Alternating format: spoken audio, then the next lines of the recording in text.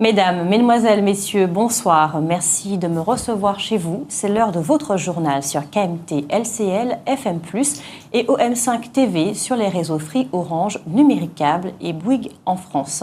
Je suis en compagnie ce soir de Roland Laouché. Roland, bonsoir. Bonsoir Catherine et merci de nous recevoir chez vous ce soir pour ce journal. Merci beaucoup. Nous avons enregistré ce journal avant 20h pour permettre aux employés de KMT de retrouver leur famille. J'espère que vous maîtrisez tous la situation. Voici quelques-uns des sujets que nous allons aborder ce soir. La tempête tropicale Matthew est de passage sur notre île. Du 23 au 26 septembre, Patrick Kanner, le ministre de la Ville, de la Jeunesse et des Sports, était en visite officielle sur notre territoire.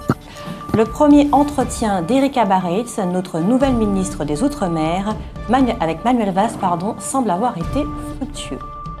Hier, mardi, Sylvia Saïd Soutane, la conseillère exécutive en charge de l'éducation, s'est rendue sur les sites du collège Alexandre Stelio aux Anses d'Arlet et du lycée Centre-Sud à Ducos. Le 21 septembre dernier, la médiathèque Alfred Melon d'Aigras du Saint-Esprit organisait son rendez-vous mensuel autour du conte. La mer est désormais considérée comme une immense source de richesse. À nous de ne pas passer à côté. C'est ce dont il sera question dans votre savoir et réfléchir. Selon les prévisions de Météo France, l'onde tropicale qui se situait à proximité de notre territoire hier, mardi, s'est transformée en tempête. On parle donc désormais de la tempête tropicale Matthew, dont le centre était situé à l'est de Sainte-Lucie ce mercredi. Vous avez pu le constater, les rafales de vent et les averses se sont intensifiées au cours de la journée et se poursuivront dans la soirée. Une légère amélioration est attendue cette nuit, mais il faudra attendre jeudi après-midi pour une amélioration significative. Aujourd'hui, l'activité de l'île était perturbée. La commune de Rivière-Pilote, par exemple, avait des allures de ville morte. Il faut dire que le mauvais souvenir des inondations causées par les pluies diluviennes en novembre 2015 est toujours dans les esprits. Ce mercredi, les crèches, les écoles, collèges, lycées et l'université des Antilles étaient fermées. Même scénario pour les centres de loisirs et les services municipaux. Les bureaux de poste ont également fermé en fin de matinée et le réseau Mosaïque sur le territoire de la CACEM a été interrompu à la mi-journée. Par ailleurs, la Chambre de commerce et d'industrie a appelé les chefs d'entreprise à la plus grande vigilance. La CCI a notamment rappelé la nécessité de protéger les personnes, les salariés et les clients, mais aussi les biens, le matériel et les locaux. Elle souligne qu'en novembre dernier, à Rivière-Pilote, 34 entreprises sur 43 avaient été touchées par les inondations. En août 2011, la tempête Émilie avait également impacté 88 entreprises du centre-ville de Fort-de-France. Plusieurs coupures d'électricité ont également été signalées, notamment au quartier Acajou, au Lamentin, au Marigot, au Robert ou encore à Trinité. Des coupures dues à la chute d'arbres dans la nuit et ce matin. Les équipes d'EDF sont intervenues afin de rétablir l'électricité dans les meilleurs délais. Enfin, certaines compagnies aériennes comme la Liat et Air Antilles Express ont annulé une partie de leurs vols. Après Patrick Kanner, le ministre de la Ville, de la Jeunesse et des Sports, notre île accueillera dès demain, jeudi, Bernard Cazeneuve, le ministre de l'Intérieur. Il effectuera pendant 2 jours des visites auprès des fonctionnaires des forces de l'ordre et assistera à la pose de la première pierre du nouvel hôtel de police de la ville de Fort-de-France. Un commentaire, Roland. Un commentaire, il est intéressant de savoir s'il annonce de nouveaux policiers pour la Martinique. On sait qu'il en a envoyé de nouveaux en Guyane, qu'il en a envoyé de supplémentaires, en tout cas en Guadeloupe. Je n'ai pas entendu dire que ça a été fait en Martinique. Vous êtes au courant? Non plus. Donc on verra s'il annonce des renforts, parce qu'on en a besoin comme tous les autres départements. Hier, mardi, Sylvia Saïd Soutane, la conseillère exécutive en charge de l'éducation, s'est rendue sur les sites du collège Alexandre Stelio aux Anses d'Arlet et du lycée Centre-Sud à Ducos. Cette visite s'est faite en compagnie des élus de la commission éducation et traduit l'engagement de la conseillère de visiter les 78 collèges et lycées de Martinique. Une mission déjà bien entamée puisqu'il n'en reste que 5 à visiter. Hier, mardi, Madame Saïd Soutane s'est d'abord rendue au collège Alexandre Stelio aux Anses d'Arlé, puis au lycée Centre-Sud à Ducos. L'occasion pour son équipe et elle-même de rencontrer les communautés scolaires et notamment les chefs d'établissement qui attendaient ce moment. Pour Madame Merlane, proviseure du lycée Centre-Sud de Ducos, même si les dossiers sont régulièrement défendus auprès des élus en charge, les visites terrain sont extrêmement profitables car elles permettent une approche plus pragmatique des problèmes et souvent un processus de résolution plus efficace. Allant dans le même sens, Madame Saïd Soutane a déclaré que ces visites étaient l'occasion d'identifier les problématiques et d'optimiser les installations pour permettre aux élèves de travailler dans les meilleures conditions. Au collège Alexandre Stelio, il faudra ainsi régler les problèmes électriques et les problèmes de connexion Internet. Par ailleurs, la structure de l'établissement est vieillissante et une rénovation des bâtiments est donc nécessaire. Quant au lycée Centre-Sud à Ducos, victime de son succès, il manque de place pour accueillir des effectifs qui augmentent chaque année. Il y a également des problèmes d'étanchéité qui risquent d'entraîner la dégradation du matériel numérique notamment. Fidèle à sa politique, Sylvia Saïd Soutane souhaite que les dossiers de l'éducation avancent. Pour elle, c'est cette démarche de concertation avec la communauté éducative qui permet d'avoir une vision globale et de prioriser les projets.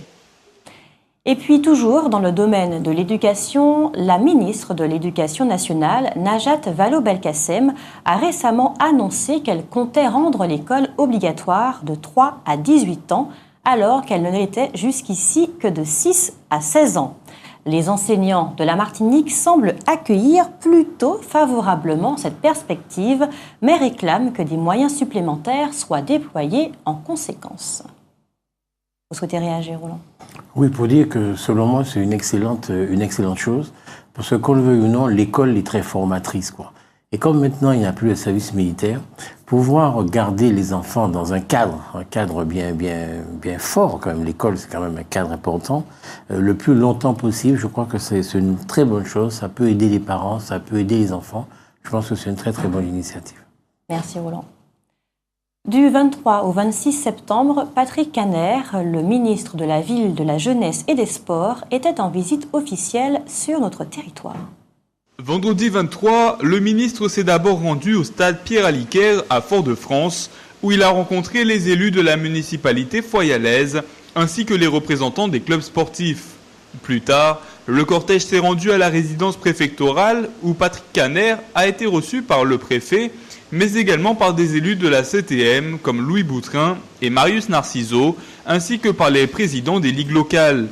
À cette occasion, le ministre a félicité les sportifs martiniquais qui ont participé aux Jeux Olympiques de Rio et qui étaient eux aussi présents ce jour-là, à savoir Coralie Balmy, Loris Bourrelli, Fana Anarkassis, Ludwig Vaillant et le médaillé de bronze du 110 mètres haies, Dimitri Bascou. Les athlètes n'ont pu que se réjouir de l'annonce faite par le ministre d'une augmentation considérable des dotations d'État destinées aux infrastructures sportives ultramarines. Mais au cours de cette visite en Martinique, il n'était pas seulement question de sport. En effet, dimanche 25 septembre, Patrick Caner s'est rendu au cimetière de La Joyeuse pour rendre hommage au nègre fondamental Aimé Césaire qui y est enterré. Plus tard, il a également participé à la cérémonie de commémoration nationale en mémoire des harkis qui s'est déroulée devant le monument aux morts à Fort-de-France. Rappelons que les harkis, ce sont ces Algériens qui ont collaboré avec la France lors de la colonisation et qui, abandonnés par elle lors de l'indépendance, ont été soit massacrés par leurs compatriotes, soit marginalisés lorsqu'ils arrivaient dans l'Hexagone. Et puis ce mercredi, pour la première fois, Erika Bareits a présenté le budget du ministère des Outre-mer. Un budget qui se maintient au-dessus du seuil de 2 milliards d'euros et qui s'inscrit dans la continuité des discussions menées avec Manuel Valls. Ce budget sera donc notamment axé sur des mesures en faveur des entreprises, mais il permettra également de soutenir l'investissement des collectivités ainsi que la création de logements sociaux. Un commentaire, Roland? Oui, il faut savoir que le budget des Outre-mer, du ministère des Outre-mer, est beaucoup consacré au paiement des fonctionnaires. C'est les frais de fonctionnement, quelque part, hein, beaucoup. Bon, il y a une partie pour l'investissement, mais beaucoup, c'est les 40%, les fonctionnaires, les gendarmes qui sont aussi, les policiers, les fonctionnaires martiniquais. Bon, les fonctionnaires, ça, il faut le savoir. Ensuite, on parle de la loi sur l'égalité réelle, on en parle depuis plusieurs mois. Il faut impérativement commencer à réfléchir au budget des Outre-mer en fonction de cette loi sur l'égalité réelle. Il est évident que si on veut effectivement atteindre l'égalité réelle, il faudra que le budget des Outre-mer soit bien plus conséquent qu'il ne l'est aujourd'hui pour permettre tous ces rattrapages, le rattrapage de tous ces handicaps dont nous souffrons. Donc il faut souhaiter que le budget il est ce qu'il est, il est certainement dans la continuité de celui de 2016, je ne l'ai pas encore regardé, mais en 2018, il faut véritablement qu'il y ait une espèce de bond qualitatif et quantitatif concernant ce budget et qu'on ne nous dise pas c'est un petit peu mieux que l'an dernier, ou bien c'est pas moins bien, etc. Il faut vraiment qu'il y ait un élan, quoi. Merci Roland. Nous en parlions il y a quelques semaines, le premier entretien d'Erika Bareits, notre nouvelle ministre des Outre-mer, avec Manuel Valls, semble avoir été fructueux. Il a en tout cas répondu aux attentes des socioprofessionnels des Outre-mer qui avaient interpellé la ministre à propos des zones franches d'activité. Erika Bareits a en effet obtenu du Premier ministre le gel des abattements applicables aux entreprises dans les zones franches d'activité ultramarines. Ce maintien des aides fiscales aux entreprises, qui sera inscrit dans le projet de loi de finances, concerne 3 dispositifs. La contribution sur la valeur ajoutée des entreprises, CVAE, ex-taxe professionnelle, dont l'abattement restera à 70% au lieu de baisser à 65%. L'impôt sur la société, dont l'abattement restera à 35% au lieu de 30%, et la taxe foncière. Rappelons que les taux d'abattement applicables aux entreprises des zones franches d'activité étaient devenus dégressifs depuis 2015. Et ce, bien que les chefs d'entreprise aient régulièrement réclamé l'arrêt de cette dégressivité.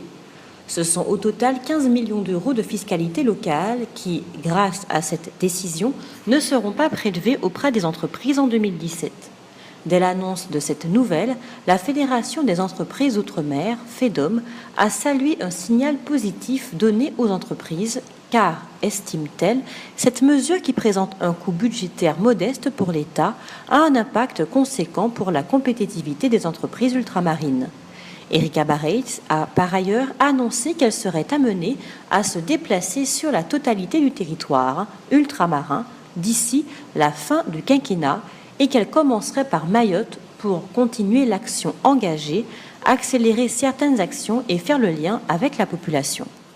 En Martinique, le nombre de demandeurs d'emploi catégorie A, B, C s'établit à 51 920 fin août 2016. Il progresse de 1,6% au mois d'août.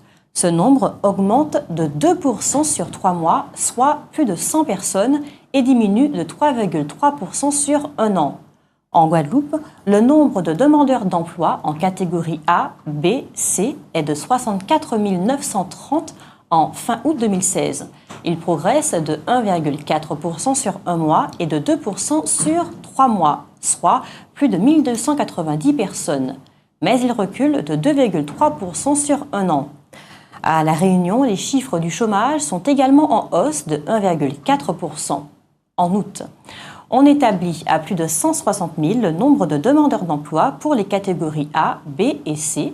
Ce nombre augmente de 0,7% sur 3 mois, mais diminue de 0,9% sur un an. On observe donc, si on compare ces 3 départements d'outre-mer, Martinique, Guadeloupe, Réunion, que c'est en Martinique que le taux de chômage augmente le plus au mois d'août, de très peu, il est vrai, 1,6% chez nous contre 1,4% chez les autres. Par contre, sur 3 mois, c'est chez nous que le chômage augmente le moins et sur toute une année, donc de août 2015 à août 2016, c'est chez nous que l'on observe la baisse la plus significative, 3,3%. L'État a décidé d'imposer à tout le secteur public, à quelques exceptions près, l'usage systématique de factures électroniques dès le 1er janvier prochain pour les transactions entre lui-même et les grandes entreprises et également pour les factures qui s'effectuent entre 2 institutions publiques. L'extension de la facturation électronique s'étendra ensuite chaque année à des entreprises plus petites pour être généralisée au 1er janvier 2020. Pour les autres facturations publiques, une expérimentation qui concerne 18 collectivités a été lancée. Elle sera étendue à tout le secteur public si elle est réussie. Le gouvernement estime que l'État économisera 1 milliard d'euros lorsque ce système rendu possible grâce à un logiciel qui s'appelle Chorus Pro sera étendu à l'ensemble du secteur public. Un commentaire ou non ? Sans doute que ça fera beaucoup d'argent, plus d'1 milliard d'économies, c'est pas négligeable. Mais en même temps, on se demande toujours quand le numérique remplace le papier, si ça ne remplace pas en même temps les hommes, en même temps les employés. Et donc chaque fois qu'il y a des avancées comme ça au niveau du numérique, moi, je me pose la question de l'emploi. Est-ce que c'est bon pour l'emploi ? On le voit bien dans les banques, par exemple. Je suis convaincu qu'aujourd'hui, les banques sont sureffectives parce qu'il y a tellement de manipulations qui étaient faites avant avec des employés au guichet, etc., et qui sont faites désormais de façon numérique.